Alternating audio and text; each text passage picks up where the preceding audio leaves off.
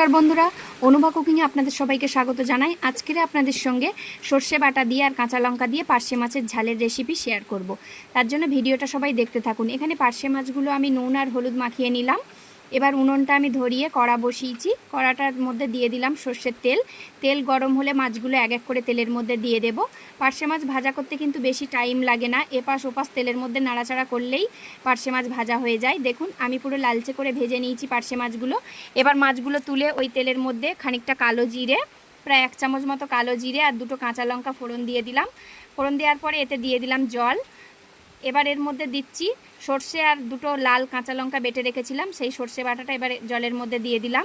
এবার দিয়ে দিচ্ছি হলুদ গুঁড়ো আর দিচ্ছি জিরে গুঁড়ো আর পরিমাণ মতো নুন দিচ্ছি। ঝোলটা একটু ফুটে উঠলে ভেজে রাখা পার্শে মাছগুলো দিয়ে দিলাম।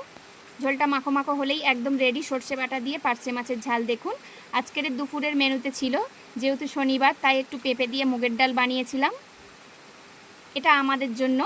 আর যারা আঁশ খাবে তাদের জন্য পার্শে মাছের ঝাল বানিয়েছিলাম। দেখুন পেঁপে দিয়ে মুগের ডাল একদম ঘন করে বানিয়েছি এটা পেঁপে দিয়ে। আর এখানে আলু সেদ্ধ ছিল, আর এখানে আছে সর্ষে বাটা দিয়ে পার্শে মাছের ঝাল। আজকের দুপুরের মেনুতে এটাই ছিল। ভিডিওটা সবাই কেমন হয়েছে কমেন্টে জানাবেন। আর যারা নতুন বন্ধু আছেন তারা চ্যানেলটিকে সাবস্ক্রাইব করে পাশে থাকবেন।